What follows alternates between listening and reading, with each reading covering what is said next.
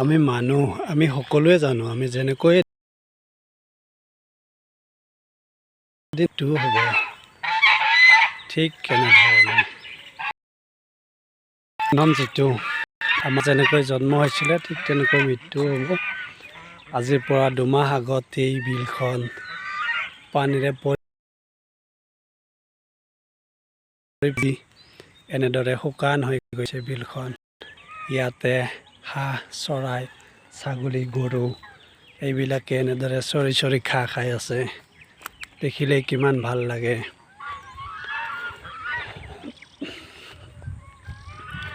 এনেদৰে প্ৰায় 15 বছৰ আগত এইখন বিলত কেতিয়াও পানীয়ে শুকোৱা নাছিলে আৰু আজিৰ পিছত চাওক একেবাৰে বিলত তলা ওলাই গৈছে, মাটিবিলাক ফাটি গৈছে। ইয়াতে আগতে নানান ধৰণৰ পোৱা গৈছিল, কিন্তু আজিকালি মাছ দেখিবলৈ নাপায়। যি নহওক প্ৰকৃতিৰ যিটো নিয়ম সেইটো আমি মানিবই লাগিব। আৰু ইপিনে গৰুবিলাকে কি ধুনীয়াকৈ চৰি চৰি ঘাঁহ খাই আছে।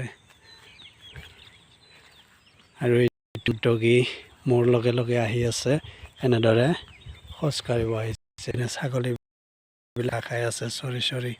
মই যদি সম্পূৰ্ণভাৱে ইয়াৰ পৰা ভিডিঅ'টো দেখাব যাওঁ আমাৰ বিলৰ, আপোনালোকে দেখা পাব। এনেদৰে চাওক মই ঘূৰাই দিছোঁ। বিলটো কিমান এটা ডাঙৰ এৰিয়া হয়, এই যিমান দূৰলৈকে দেখিছে ইমান দূৰলৈকে হয়, বহুত ডাঙৰ হয়। প্ৰায় বিলটোত 52 বিঘা মাটিৰে আৱৰি আছে এই বিলটো। বৰ্তমান অৱস্থাত এই বিলটোৰ এনেকুৱা এটা অৱস্থা হৈছে, বিলটোত পানী একেবাৰে নাথাকে, শুকাই যায় পানীখিনি। এতিয়া চৈত মাহ আহি পৰিলে বিলৰ মাজত পানী একেবাৰে নাথাকে। বৰ্তমানে নাই, কম আছে, কিন্তু চাব গ'লে এনেকুৱা হয় পৰিস্থিতি বিলখনৰ। যিয়ে নহওক আৰু এইটো ইয়াতে কালভাৰ সংযোগ কৰা হৈছে। কালভাৰটো কিয়নো যেতিয়া বাৰিষা হয় তেতিয়া এই বিলখনত পানীৰে উপচি পৰে আৰু সেই পানীখিনি ওলাই যাবৰ বাবে এই কালভাৰটো ইয়াতে বহোৱা হৈছে। আমি সম্পূৰ্ণভাৱে দেখুৱাই দিম আপোনালোকক।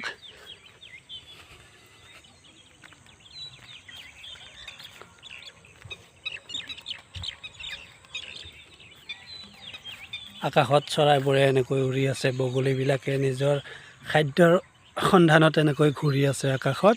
বগলীবিলাকে দেখা পাইছে আপোনালোকে। যি কি নহওক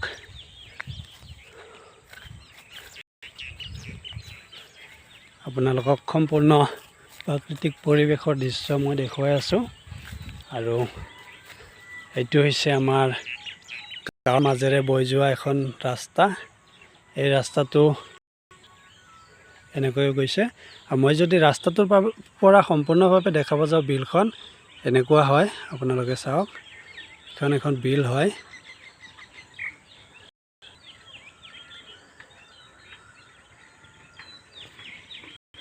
আৰু এইপিনে আমাৰ বাবু চাইকেল চলাই আহি আছে।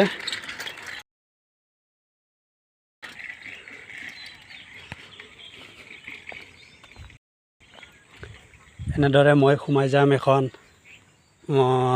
যি তামোল গছৰ বাগানৰ মাজত মই সোমাই যাম। এখন বাগান হয়, এইখন এখন তামোল গছৰ বাগান হয়। তামোল গাছবিলাক বেছি ডাঙৰ হোৱা নাই। এইজোপা গছত এইবাৰ প্ৰথম ধৰিছে তামোল। এনেদৰে যে চাব যায় এইজোপা আম গছ হয়। তামোল গছৰ মাজত যিহেতু ৰোপণ কৰা হৈছিলে আম গছজোপা, এনেদৰে এইবিলাক তামোল গছ হয়। মই যদি সম্পূৰ্ণভাৱে দেখুৱাবলৈ যাওঁ এনেকৈ ঘূৰাই পিনে দেখাইছোঁ মই কেমেৰাটো। আৰু আজিৰ পৰা 2 মাহ আগতে মই এই গছজোপাৰ পৰা গছত ঠানি কাটি দিছিলোঁ, গছৰ ডালবিলাক কাটি দিছিলোঁ। চাওকচোন কি সুন্দৰকৈ এনেকৈ আৰু নতুনকৈ পোখা মেলি, অৰ্থাৎ ডাল ঠানি সৃষ্টি হৈছে। আমি খৰিৰ নামত কেতিয়াবা ডাঙৰ ডাঙৰ গছবিলাক কাটি পেলাওঁ, যি গৰুতে কাটি পেলাওঁ। গৰুতে কাটি পেলালে এনেকুৱা হয়, গছজোপা মানে এবাৰে কাটি দিলোঁ, তাৰপিছত গছজোপা নাই আৰু। যি নহওক এনেকুৱা কৰিব নালাগে। যিহেতু আমি মানুহ জীয়াই আছোঁ, যেতিয়া শৰীৰো আমাৰ প্ৰয়োজন, সেয়েহে গছ থাকিলেহে মানুহ থাকিব। আমি সকলোৱে গছ সংৰক্ষিত কৰি ৰাখিব লাগে। সেয়েহে মই এটা বুদ্ধি কৰি যিবিলাক ডাঙৰ ডাঙৰ ডাল আছিলে, ঠানি আছিলে, সেই ঠানিবিলাক কাটি দিছিলোঁ। আৰু পিছত চাওকচোন গছডাল কি সুন্দৰ এটা সৌন্দৰ্য হৈছে, যি নতুন পাত মেলিছে, ঠানি মেলিছে গছজোপাৰ পৰা। আপোনালোকক অনুৰোধ কৰিছোঁ, আপোনালোকেও এজোপা তাতে কেতিয়াবা 5জোপা গছ আকৌ নতুনকৈ ৰোপণ কৰিব হওক। মই বেছি কথা নকওঁ আৰু আমাৰ গাঁৱৰ পৰিৱেশ যিহেতু আমি গাঁৱলীয়া মানুহ, সেইবাবে কিছু গাঁৱৰ পৰিৱেশ আপোনালোকক দেখুৱাবলৈ চেষ্টা কৰিছোঁ। যি কি নহওক, এনেদৰে আমি বসবাস কৰোঁ গাঁৱত। আৰু এইপিনে এইখন এখন পথাৰ হয়, যিখন পথাৰত আমাৰ ধান খেতি ৰোপণ কৰা হয়। ধান খেতিবিলাক আমাৰ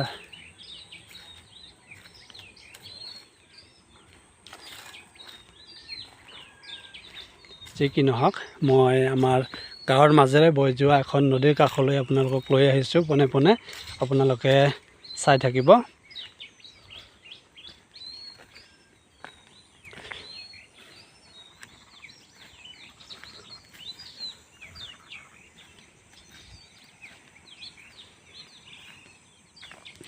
আমাৰ গাঁৱৰ মাজেৰে বৈ যোৱা এইখন এখন সৰুকৈ নদী। যি কি নহওক, আমি সৰুৰ পৰা ইয়াতে বহুত খেলি ধূলি ডাঙৰ দীঘল হ'লোঁ। যেতিয়া পানী আহে বাৰিষা, তেতিয়া আমি ইয়াতে গা ধুইছিলোঁ এনেকৈ। আৰু বৰ্তমান এই নদীটোৰ প্ৰায় অস্তিত্ব নোহোৱা হোৱাৰ নিচিনা, কিয়নো পানীৰ সোঁত একেবাৰে নাই। আগতে পানী বহুত আছিলে, বৰ্তমান নাজানো প্ৰকৃতিৰ কি নিয়ম হ'ল, পানী বৰ্তমান নাথাকিয়ে নদীখনত। আৰু এনেদৰে আপোনালোক দেখাব চেষ্টা কৰিছোঁ নদীখনৰ কিছু দৃশ্য। আৰু এইখন হৈছে জাল। জালত যেতিয়া বাৰিষা হয় তেতিয়া ইয়াত মাছ মৰা হয়, নদীটোত মাছ ধৰা হয়।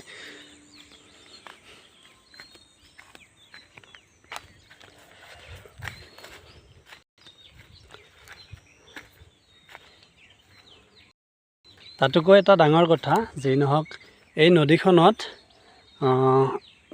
আৰু এটা নদী আহি কিনে লগ লাগিছে। এইটো এটা সিপিনৰ পৰা আহিছে নদী, আৰু এটা ইপিনৰ পৰা আহিছে নদী। ইয়াতে আহি নদীটোত লগ লাগিছে।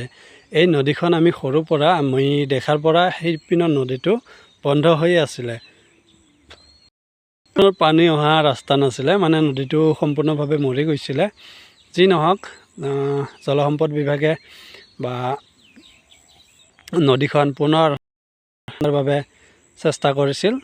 তাৰ ফলতে আজি এনেকৈ পানী আহিব ধৰিছে। এইটো হৈছে যি মৰি যোৱা নদী এখন, নদীখনক আকৌ নতুন ৰূপত সজাই তুলিছে নদীখন।